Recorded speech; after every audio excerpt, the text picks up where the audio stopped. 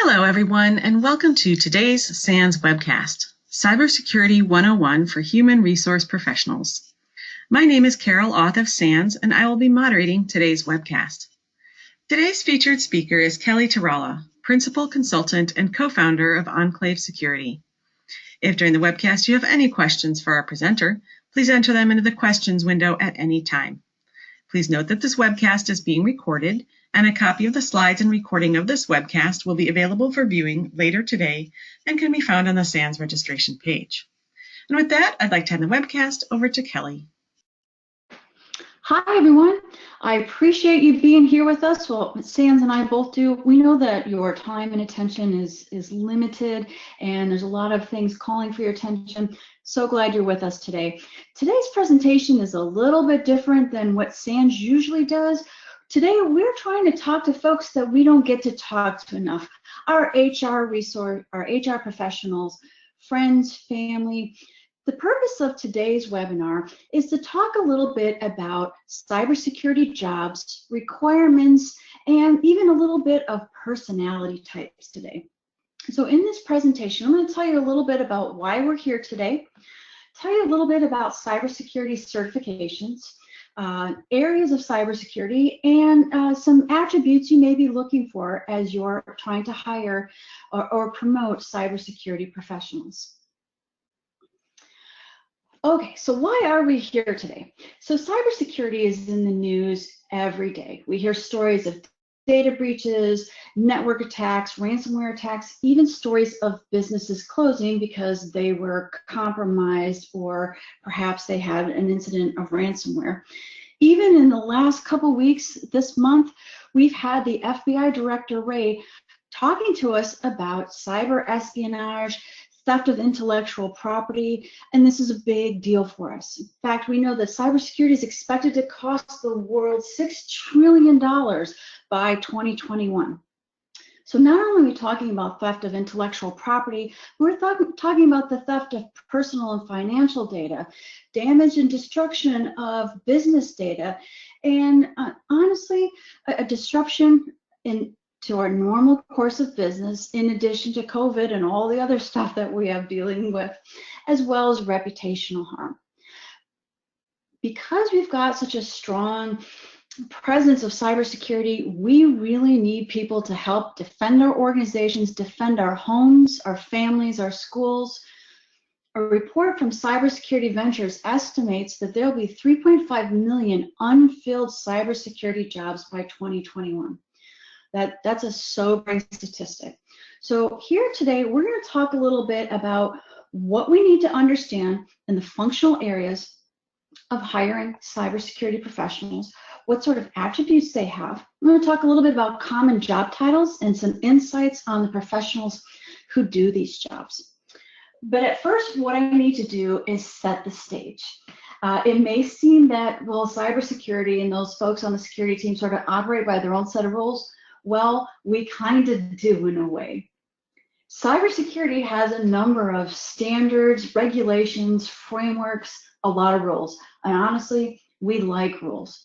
And I'm not going to go through all the standards and regulations and frameworks because you're going to leave the webinar and I don't want that to happen. But there is one very specific framework I'm going to talk about today because it's going to help us frame or set the stage for talking about these cybersecurity jobs. And that is the NIST Cybersecurity Framework. Now, I don't expect you all to become experts in the cybersecurity framework. That's other folks' jobs, but I wanted to introduce this to you if you hadn't seen it before. This cybersecurity framework was actually created by the folks over at NIST, and NIST is the National Institute of Standards and Technologies. It's an American taxpayer-funded organization. It is a laboratory. It is a non-regulatory agency of the United States Department of Commerce that promotes innovation and industrial competitiveness. So NIST has created this cybersecurity framework. It was first released in 2014, and it was designed to give us practitioners a common language or methodology to use to organize our cybersecurity efforts. And for our sake of our time together today, we're going to use these phrases or these keywords to talk about the different cybersecurity roles and how they interact. You see, identify, protect, detect, respond, recover. Those are going to be our mile markers as we go through this presentation today. We'll also talk briefly about the Cybersecurity Workforce Framework, or the NICE framework. It is another NIST publication that helps us categorize and describe cybersecurity work, and it is meant to interact and overlay with the NIST cybersecurity framework that you see on your screen right now. And as we go through this presentation, I really hope I don't lose you with all this talk about frameworks. We're just setting the stage, setting those guideposts so we can understand what areas of the framework need staffing or need additional help. We're done talking about frameworks for a bit. Now we're going to talk about people. Even though my mom said, don't talk about people, it's not very nice. In this case, we do want to talk about people because that's really the most important thing of this presentation, or the people. Okay, on this screen, you see a number of cybersecurity certifications, especially some of the new ones that are coming out in 2020. I put this massive graphic on the screen because I wanted to emphasize with you all of the resources and tools, and this is a tool that you can take back to your organization that kind of helps group all of these different certifications. And you can see the certifications look a bit like alphabet soup. Boy, that gives my age away when I refer to alphabet soup. But what these certifications are is they're testing and measuring very specific skill sets or packages of closely tied together skills. We like certifications for three big reasons. Certifications, number one, show a person's commitment to the information security field. And that's a little bit different than information technology. In most cases, it's a specialized subset. When we see folks that have cybersecurity certifications, we know that they've gone above and beyond in their practicing of knowledge and learning and gaining knowledge. The second reason why we like cybersecurity certifications is they give us a universal tool to measure a candidate's skill level, and quite a number of these certifications are international based, so we don't have to worry about language barriers. All we can do is actually focus on those specialized skill sets by having certifications that are a universal tool. The third big piece that I don't think it's enough attention is certifications give people membership into a club. And I don't mean like a country club with amazing tea times and great club sandwiches, but a club of like-minded people who they can ask questions to, they can bounce ideas off of. And this group that they belong to are like-minded supporters, and also gives folks a feeling of belonging to something important, that they're making a difference. So I don't expect you to memorize all these certifications and the letters. I just wanted to give you an overview and show you how some of them are organized into security management. As I'm looking on the left-hand side, we've got security architecture, we have defensive operations, offensive operations, security engineering. I'm going to talk a little bit about each of these areas, the job titles you're going to see in them, and some of the certifications that align with those areas or those domains.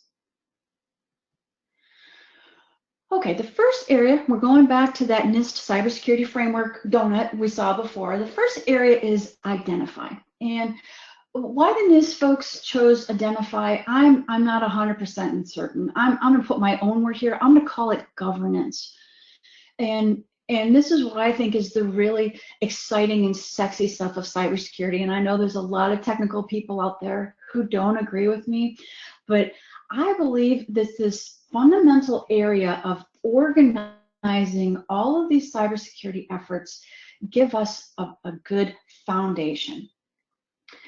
So governance is about organizing all of our cybersecurity efforts And maybe you're not familiar with the term governance, but if you're in a regulated industry, perhaps you may call this compliance or your compliance group. So governance is about guiding these cybersecurity activities. Why do we do the things we do? Are we doing them because, well, somebody's telling us we have to, or an organization is? Is it a good thing to do? Have we had consultants come in and tell us, hey, if you need to stop this bad thing, this is what you need to do?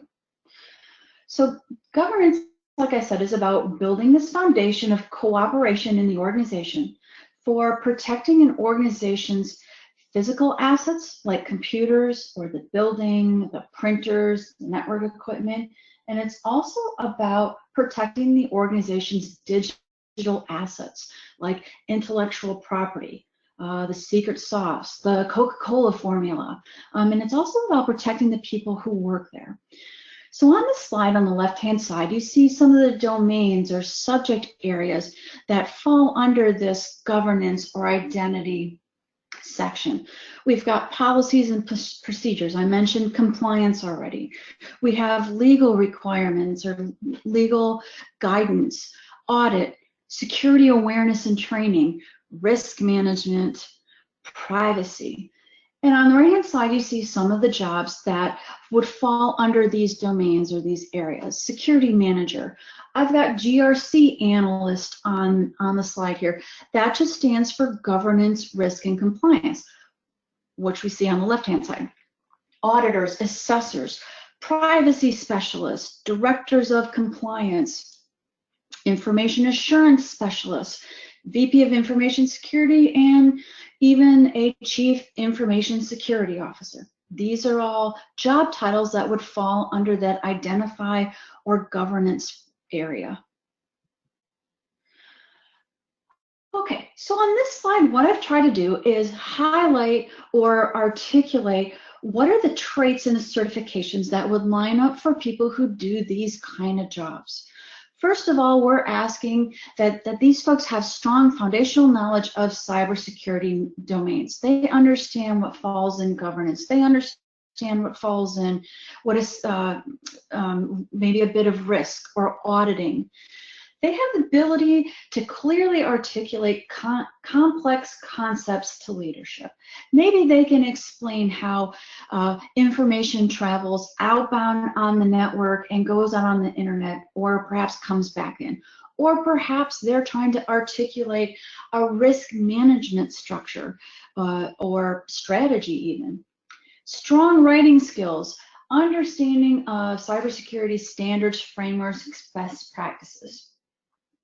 You see on the right-hand side, we've got some of the certifications that line up or test these key skills. We have the Certified Information Security Professional, System Security Professional. We have the Certified Information Security Auditor. And I'm not going to go through all of these. I do just want to draw your attention to some of the certifications. We have some SANS certifications in here as well. The GIAC Strategic Planning Policy and Leadership Certification. We have EC Council's Certified Security Analyst Certification. We also have GIAC, SANS GIAC Legal Certification. So depending on what people's interests are or in the need of your organization, they can work towards or achieve one or multiple of these certifications that you see on the right-hand side. So see, these are some of the traits that we would expect to see people doing jobs that would fall under identity or governance. Okay, now I'm going to talk about that next area, protecting our stuff, protecting our computers and our data. What falls under protecting? Well, under protecting, we need to develop and implement appropriate safeguards or controls to ensure that we've got the delivery and the protection of our business's critical services, or to develop controls to protect our data, our information. So some of the domains or areas under protect include things like security architecture. How do all these different systems and technology work together? System engineering. How do we get those systems to do what we ask them to do, to not share data with folks we're not supposed to, how to make sure that only those people who need to see the data see it. System configurations, system deployment, vulnerability management. Maybe you hear that term being batted around at your organization and you really don't know what that means. Well, perhaps you've seen in the news, perhaps you couldn't avoid it even if you wanted to, a big news article that came out a week and a half ago about a big Microsoft vulnerability, and they said it was potentially wormable. What does that mean? That means it has the ability, these vulnerabilities, people could deploy an attack by sort of gathering up different systems and using them. It was a DNS or domain name vulnerability. Well, there's a lot of organizations right now who are going and updating their system software, their system operating systems, to make sure that they've addressed that vulnerability. But a vulnerability management system says, well, did I get every system? Did I get every last server I was supposed to touch? So that would be something that would fall under vulnerability management. We have data security. We have maintenance of those systems. Like I mentioned, doing those patches or those updates in a timely, cyclical manner. Identity management. Are you who you say you are? When you log in and you're trying to access the HR share on the network or the HR data in your SharePoint server, how do we know that you are who you say you are and you have access to the information that helps you do your job? Network management. So some of the job titles that fall under the protect area of cybersecurity include security analyst, engineer, network engineer, security architect. You may see job titles called a cyber threat analyst. This is a person, he or she may look at vulnerability reports, look at threat mapping, all sorts of exciting things. Maybe you have a job title for a security operations center. This is basically a help desk, but it focuses on information security related activities, threats, and reporting on them, logging activity, and then escalating or not escalating appropriately once something comes into the security operations center. Excuse me, another job title you might see is a vulnerability management analyst, a server administrator, a security engineer, and security architect. Maybe it's a combined title. So these are some of the people who work at implementing appropriate safeguards to protect our data and our equipment, our computers. Okay, so what sort of traits do these people have? They're very good, they're quick learners, they're very good at capturing and refining information security requirements. One of my favorite traits of these folks is they're committed to continuous learning. There is no sitting back and letting things go by. They're always reading the news, going to classes, perhaps it's a SANS class, reading a white paper online, but they're always trying to find out what's new or what potentially could affect the organization. They have very strong analytical and diagnostic skills. They can troubleshoot systems, processes. Maybe they can even troubleshoot a human interaction with the system and said, well, I could see why they would click the right button instead of the left one, and maybe we could fix that. Another ability that I don't want to cut short here is their ability to collaborate well with other people. In cybersecurity, there's a lot of information, and it's not always black and white. These folks get together in teams and they run ideas past each other and say, what do you think about this? What do you think about that? Could this work? Maybe it does, maybe it doesn't. They also work systematically towards long-term goals. As I'm sure many of you have seen, cybersecurity projects aren't done overnight. Sometimes they take weeks and months to implement. But these folks just continually tick away at the milestones, the tasks, and get those long-term goals achieved. Some of the certifications you'll see here are a bit more technical. We've got GX Security Expert Certification. There's not a lot of people that have that. That requires a tremendous amount of knowledge and study. We also have a CISA certification, Certified Information System Auditor. You can't audit a system if you don't understand how it works. We also have the Certified Governance Enterprise Technology Certification. So these are people who are understanding the requirements, those safeguards we need to have to implement those safeguards and protect our environment. We also have the Enterprise Vulnerability Assessor. We have the GCED, the Certified Enterprise Defender, all very specific skill sets that we're trying to teach people. All right, let's talk about the next area. The detect function of our framework, remember that NIST cybersecurity framework we showed at the beginning of the presentation. The detect function involves understanding our company's networks, the computer devices on those networks, and being able to identify events on our network that could be a virus outbreak, could be malware, could be the beginning of a ransomware attack, or perhaps it's a competitor or a hostile nation state trying to steal our intellectual property. In the detect area, we have groups of people monitoring our network for anomalies. We have teams of folks who examine malware.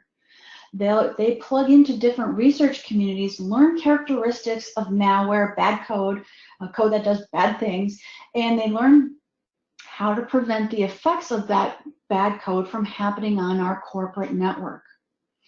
There's a lot of malware out in the Wild West of the internet that's designed to plant a backdoor or an open door on a machine and then gain a foothold onto that machine or grab administrative control of that machine. And we've got folks who try and look out for that, try and understand how that complex software works, and then prevent the bad guys from using that machine to gain a foothold or a bridgehead to other machines on our network. I mentioned this in the previous slide, but we also have security operations centers or SOCs. A security operations center, again, is a group of people who maintain the security posture of the organization. This is usually a center, well, center could be some desks put together or people working from home these days, but it's a function that's staffed 24 hours a day, and these folks monitor and analyze traffic to and from our organization's servers, our workstations. Sometimes you'll hear us call them endpoints, or even our laptops or our tablets. But they're looking at the devices we use and the traffic going back and forth on them, and they're looking for something that suggests something bad could happen, or something bad is happening. So we have security operations, we have vulnerability detection, we've got logging, monitoring. We also have folks who do pen testing. They're trying to look for those vulnerabilities or those holes on our network.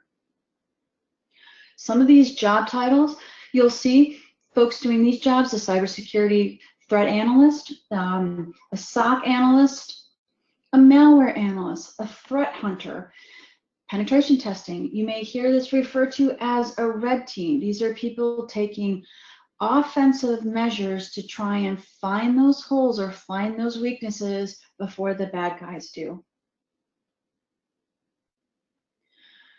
Okay, in the detect area of the framework, traits of these people, they are a little bit different. We already mentioned that these folks in cybersecurity enjoy continuous learning. These folks enjoy what we sometimes jokingly call bleeding edge technology, but technology that may not be fully baked. We're trying to learn how it works. Maybe they're probably experimenting with artificial intelligence and machine learning, if you've seen some of that in the headlines. These folks, they are out of the box thinkers. You know, if you tell them to walk in the front door, they're probably going to look for a side door to walk in. They They have another trait that we don't talk about very much, but it's really important. They're professionally able to handle potentially offensive content. They may find images on the network that nobody wants to see. They may see offending remarks directed towards somebody or a group of people. They know how to not escalate it, how to diminish it, how to remove it. They don't freak out by seeing potentially offensive content. These folks also have a strong understanding of multiple security domains. What do I mean by that? They understand how servers work, how networking works. Maybe they understand the intricacies of logging and monitoring network traffic. Perhaps they also understand a little bit of artificial intelligence and threat modeling and machine learning. These folks have the ability to research and analyze new content. They are self-starters. They go and they find interesting things and they come back and they say, hey, let's try this at our organization. Some of the certifications you see people doing jobs in the detect area. We have the GPEN, the GIAC Penetration Tester Certification. We have the SSCP, and you see there's a lot of letters here. I have to make sure I say them correctly, because sometimes I get the letters mixed up. There's so many of them. This is the Systems Security Certified Practitioner. Again, this is a person that's got a strong understanding of different security topics. We have the CompTIA Security Analyst, the CYCA+. We have the EC Council Certified Network Defender, the Certified Ethical Hacker, GX Certified Enterprise Defender, all sorts of good certifications. And there may be a slight bit of overlap on these, but these are really very specific skill sets to do a very specific job. There are all sorts of tools to help defend our organizations. And what these folks do is they learn the best tools for the best situation, because sometimes one tool works in one situation and it doesn't work in another. Okay, now we're going to talk about respond and recover, and that's perhaps the most important idea of all of them. This area is really important because we need to keep business going as usual. We need to make widgets. We need to work with other organizations. We need to keep the lights on. The key component of this stage is planning, pre-planning, and being ready. I'm here in Florida, and hurricane season has started, and I see almost every day reminders from county government, city government. Make sure you're contributing to your water supply. Make sure you've got batteries. Well, just like if you're in a hurricane area like I am, we have folks who help us protect and recover if something bad happens in our environment.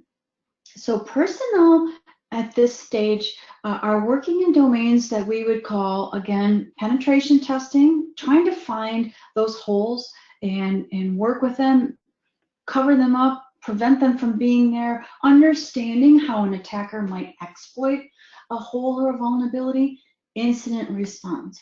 Something bad happens. What are we going to do first, second, third, fourth? Are we going to contact an outside forensics firm? Are we going to contact a legal firm? Have we contacted our communications team? In what order should we do those things? Digital forensics. These are the folks that actually examine devices, memory, to see what exactly happened.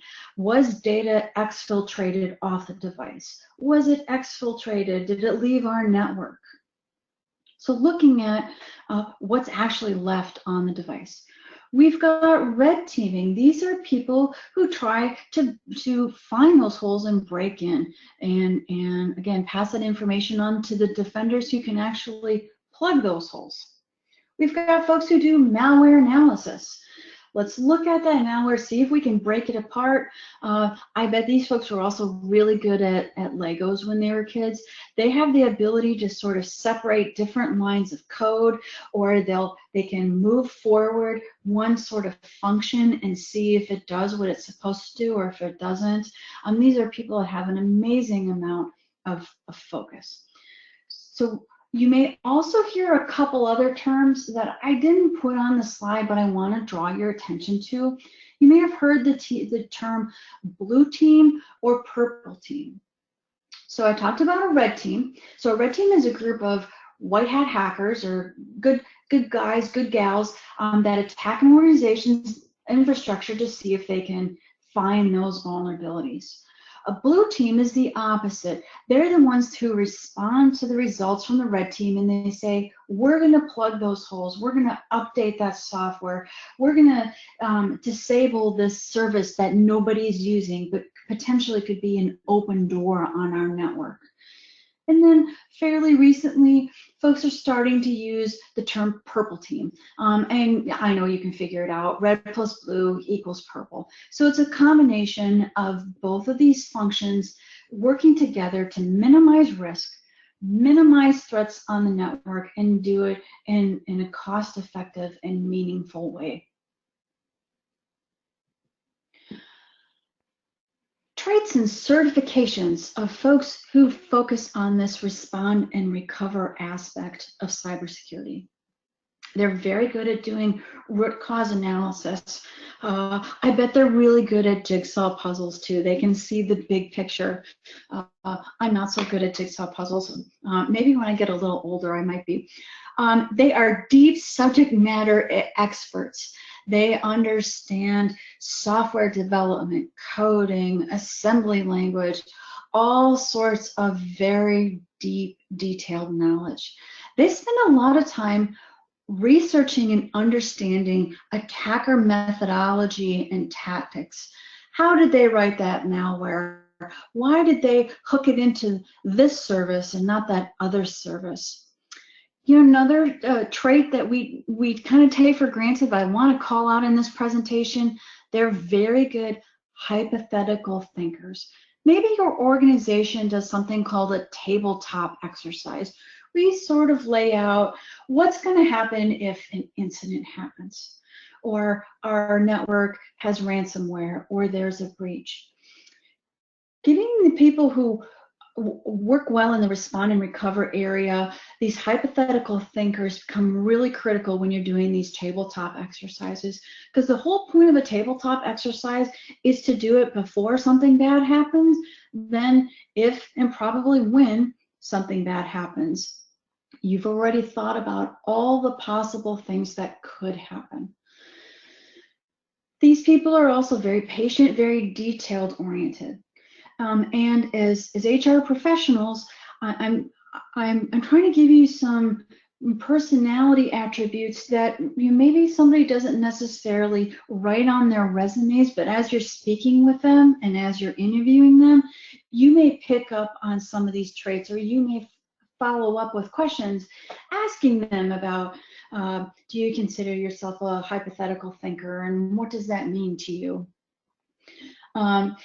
We also have folks that have strong writing skills. I don't want to minimize that, because they are writing reports, they are writing incident reports up to supervisors, to other teammates, and also these are people with high integrity. They're learning tools that could potentially bring your organization to its knees if it was used incorrectly or used in a mean-spirited sort of way.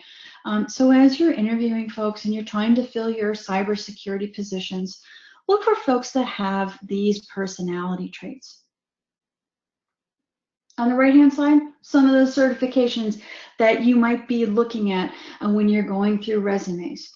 We've got, again, the GIAC Pen Tester certification. The next one down is the Advanced Web Attack and Exploitation certification. And I know I didn't spell them all out, because honestly, I figured it would have taken up a lot of space on the slides, And SANS will provide you a PDF of this slide presentation, so you can go back and look at these. Some of the other certifications here, we have the GX Certified Intrusion Analyst, the GX Reserve Malware Engineering Certification. So these are people, again, who are very patient, very detail-oriented, and they're learning highly skilled certification tools and techniques to be able to stop attackers and respond gracefully and quickly if something bad should happen at your organization on your network. Okay, so here we are back at the framework. I told you we were talking about it, we'd stop for a little bit, but now I'm going to come back to this and kind of bring it all together again. We've looked at the different functional areas or domains of cybersecurity. We examined the job roles for each of these areas. We're going to talk a little bit about that nice framework and how job descriptions, job roles correspond to this cybersecurity framework. So the NICE framework is specifically designed by the folks at NIST to complement these functional areas that we've just talked about, the cybersecurity domains. So we spent a fair amount of time on this presentation talking about the tools that my colleagues and I use, but I'm going to focus on a tool that will work specifically for you folks. So the NICE framework here, again, I love the graphics here. They're clean, they're crisp, they're to the point. What they've done here is you'll see that these domains, these categories, have similar names as the NIST cybersecurity framework. We've got the ability to securely provision access on the network, giving people usernames and user accounts, the ability to operate and maintain the network, oversee and govern or identify, as the NIST cybersecurity framework likes to call it, protect and defend, analyze, collect, logging, monitoring, operating, investigate. Well, I suppose you could instigate too, but you really should investigate. So these 7 categories are basically high-level groupings of cybersecurity functions. Then we can drill down into specialty areas, and there are 33 distinct areas of cybersecurity work, and they're broken down into areas such as abilities, knowledge, skills, task, capability indicators, and I'm not going to go through all of this. Oh my goodness, 33 specialty areas. You'll be on this webinar all afternoon. We don't want that. But I want to at least make you familiar with this this NICE framework, and perhaps there are other people at your organization that are already using it or already familiar with it, or perhaps you're the person who may introduce it to your organization. The NICE framework also has 52 specific work roles, and these are detailed groupings that talk about the specific knowledge, abilities, skill sets required for that work role. And I'll give you a little hint here. If your security team comes to you and says, yeah, we need a threat hunter, and you're like, oh my goodness, what is a threat hunter? Sounds like something you might see in Indiana Jones and the Temple of Doom or some other Hollywood movie. You can come to the NICE framework and sort of look at what that knowledge and that skill set is for a threat hunter, and maybe go back to your cybersecurity people and say, hey, I've been learning about what a threat hunter is. Did I get this right? Is this what you were looking for? And it will help you have a conversation with those folks. Okay, so another tool that's available to you that we think quite highly of is the SANS Cybersecurity Skills Roadmap. And if you're not familiar with SANS, SANS has been in the training business for a very long time. They do everything from very technical training, and they also do management training and audit training and legal and all sorts of good things. What they've done here is they've sort of put together, well, they have put together a roadmap of, number one, baseline skills, Number 2, focused job roles. And number 3, crucial skills or specialized roles. So we understand that as HR professionals, you are doing all sorts of things that don't include cybersecurity. You're very busy people. We get that. So we're trying to streamline it and make it a little easier for you to navigate all of the wonderful resources that SANS has to everyone.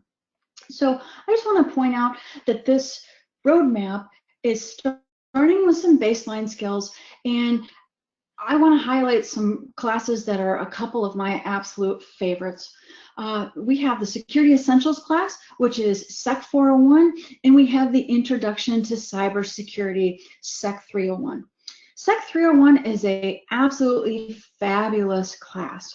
It goes through and explains the domains, some of the areas we were talking about, risk, server management, network, all that good stuff, and it makes no assumptions about what you already know. Maybe you know some of that stuff, but it is a great class if you have a manager who's transitioning from a different area, a manager who maybe doesn't manage technology. I was speaking with a lady a couple weeks ago who was now put in charge of the information security group, and she had no technology background, but she had all the other skills: project management, conflict resolution, leadership. She knew everybody at the organization. She just had an amazing personality and ability to gather people to work together. Well, the SEC 301 class would be perfect for her. If you have IT folks who are just now starting to get into security or want to understand it a little better, they can take Security 401. Another very popular class at SANS is the Hacker Techniques class, and I've sat through all of these classes. The Hacker Technique class requires a bit more technical knowledge. It actually shows you how to gain access to machine, how to pivot from machine A to machine B. You might hear your security folks call that moving laterally through an organization. But we teach how to get a foothold or a bridgehead on one machine and move to another machine. Then we talk about, in number 2, the second column, we've got focused job roles. We mentioned monitoring and detection, penetration testing, incident response, and threat hunting.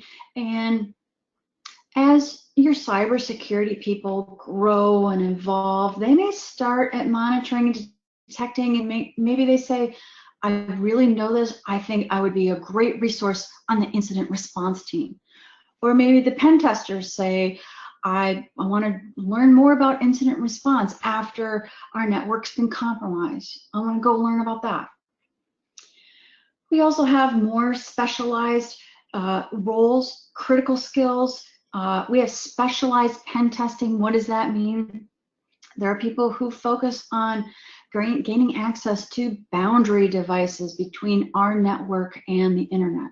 We have folks that are good at testing apps on phones, like a phone that all of us carry, an iPhone or an Android or a Samsung. We've got other folks who specialize at getting access to web servers. We mentioned the SOC, the Security Operations Center, a little earlier in this presentation. Those folks would fall under our defense operations. We have classes that actually talk about specifically how to get a security operations center up and running, how to staff it, what sort of skills those people need. We also have advanced management, leadership, auditing, legal. Now, I've mentioned legal a couple times, and perhaps you're wondering, why are you talking about legal so much? Well, we have situations where organizations have agreements with their business partners. Maybe they're transferring data, they're sharing data.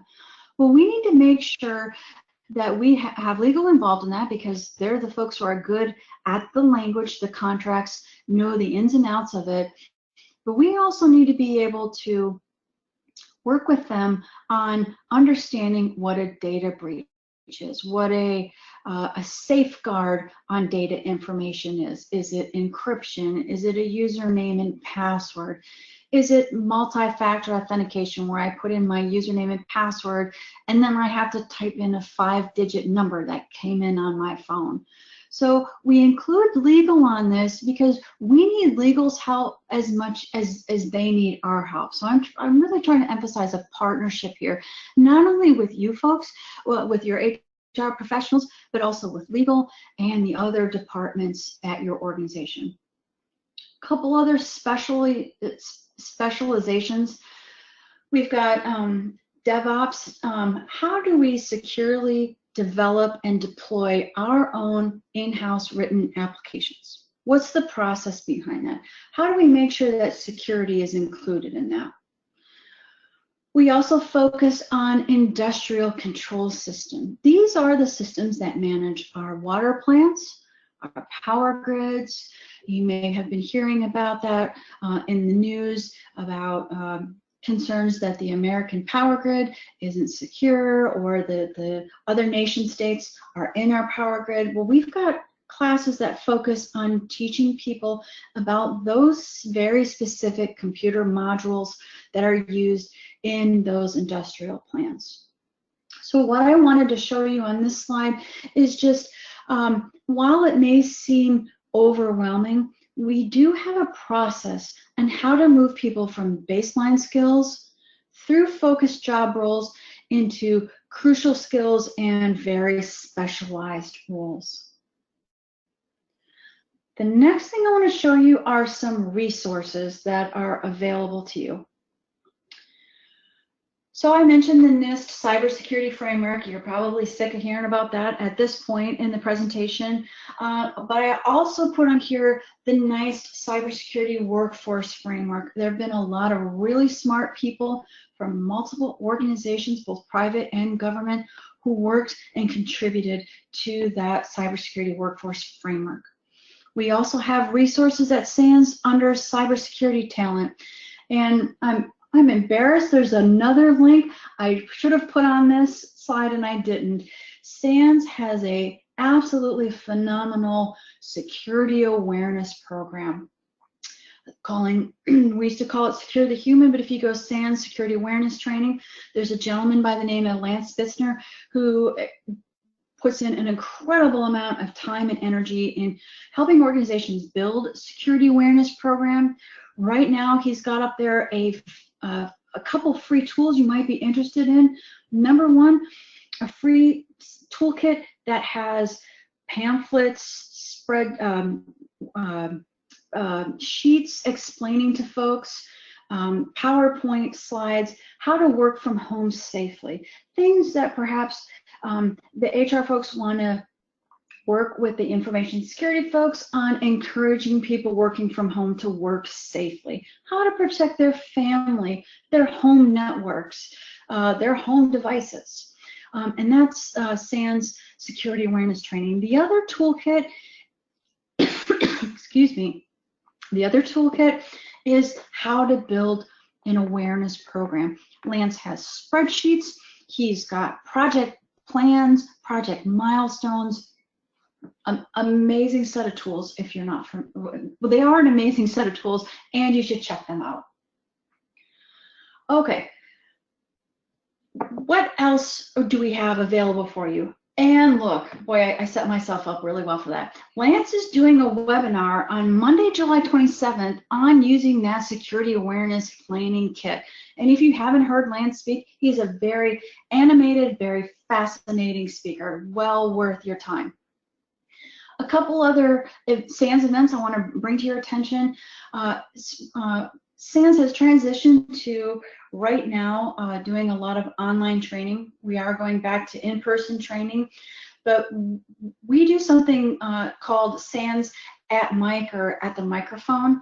And this talk is about what visibility gaps or what things a chief information security officer must know and identify and fill. And this presentation is done by a gentleman by the name of Russell Eubanks, and I've heard Russell speak. Amazing. He used to be at the Federal Reserve, and he is an incredible amount of knowledge when it comes to organization's security posture and how to raise the level up and make it even better. Now, if you have women in your organization that are looking to network, meet other women, SANS also has a Women in Cybersecurity Forum coming up on Thursday, July 30th. It is being chaired by a woman by the name of Tara Wheeler. She's a very fascinating woman, very smart. She's written a book on women in technology and skill sets and observations of other women in technology. I know maybe we don't have a lot of women in technology at certain organizations. This is a great opportunity to go and meet other women in it and network with them. Okay, I am at the end. I'm sure that Carol has some questions for me. All right, Kelly, thanks for that great presentation. We do have a couple of questions here ready to go. However, if anyone has a question for Kelly, please enter it into the questions window now. Our first question attendee has had to leave for a meeting, but I think I'll throw it out there anyway in case someone else is thinking this question. They ask, is there a domain for e-discovery for HR and legal investigations? Involves gathering artifacts like documents, phone logs, email, among others? Okay, I'm gonna repeat the question as I heard it back. Is there a domain on e-discovery and learning about that? We do have a class that provides the basics of how legal and information security interact, and we do talk about e-discovery in the legal class. If you have technical people, the medium, your question, like, do you collect phone logs? How do you preserve emails in Office 365? We do a lot of that in the forensics classes, and we touch on it a little bit in the beginning 301 class and the 401 class. I don't believe we have a class that specifically focuses on e-discovery, but we do talk about it a little bit in a number of our classes. All right, thank you. Someone says, there's two things, and I think they might be related. They say, can you please add that link to the community chat? That just came in a couple of minutes ago. And then someone says, will you share these charts with attendees as a download? Absolutely. I believe we're making the PowerPoint available up on the SANS website. And I'm not sure I understand the question about community chat. Oh, I think they're referencing the chat window here in the webcast, if I had to guess. Maybe, Patrick, you could clarify. Do you know what link they're talking about?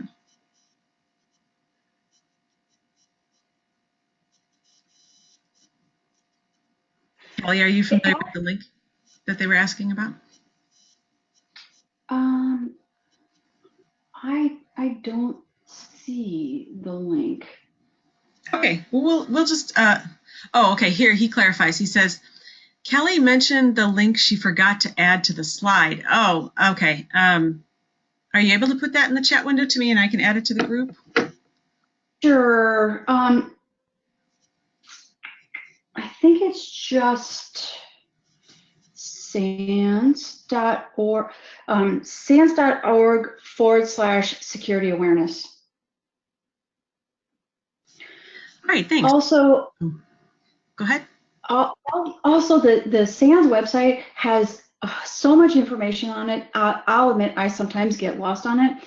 If you click in the top left corner and click on the logo, the SANS logo, it drops down a menu that shows the different areas that SANS focuses on. If it's pen testing curriculum, if it's security awareness, if it's forensics. And then once you click there, it will take you to that community. It includes the classes, the blogs, the instructors. That's usually the way I navigate. As I go, I look for that community, and then I'll go over to that site.